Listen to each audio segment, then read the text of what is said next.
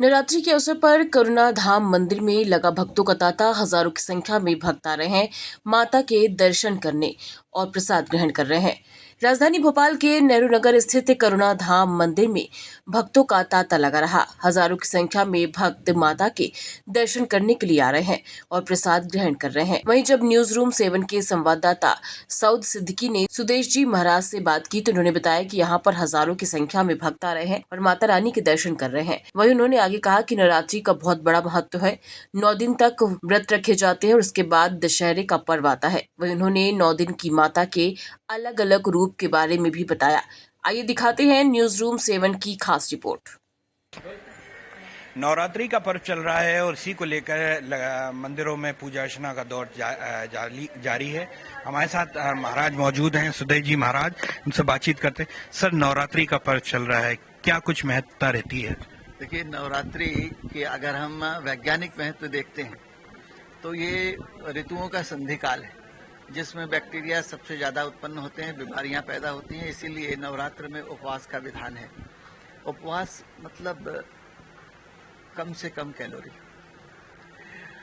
हमारा शरीर जो है भोजन पचाने में सबसे ज्यादा ऊर्जा का क्षय होता है, ऊर्जा लगती है सबसे ज्यादा। और ये जो काल होता है ये ऊर्जा के संचय का काल होता है।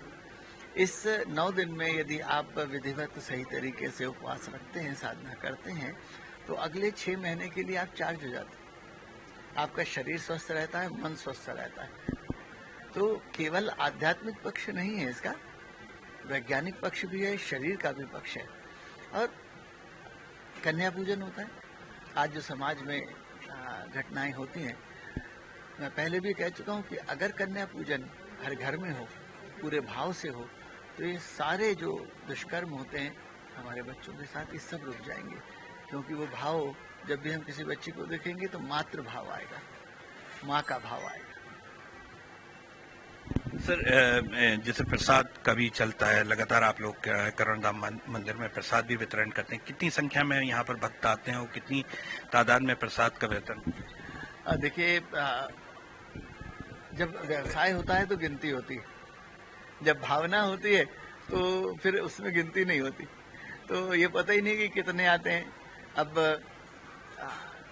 अगर किसी बहुत बड़े आदमी का रिसेप्शन हो तो हजारों लोग खा जाते हैं पर खत्म नहीं होता। तो यहाँ तो माता महालक्ष्मी बैठी, सबके लिए द्वार खुला है।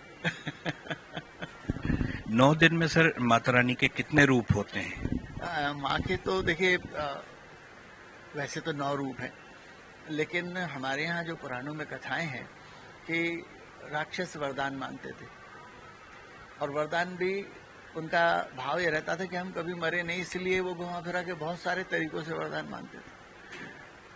तो वैसा फिर स्वरूप भगवती को धारण करना पड़ता था। एक राक्षस ने वरदान मांगा कि मैं अमर हो जाऊं। ब्रह्मा जी ने कहा यह संभव नहीं है, तुम कारण बताओ।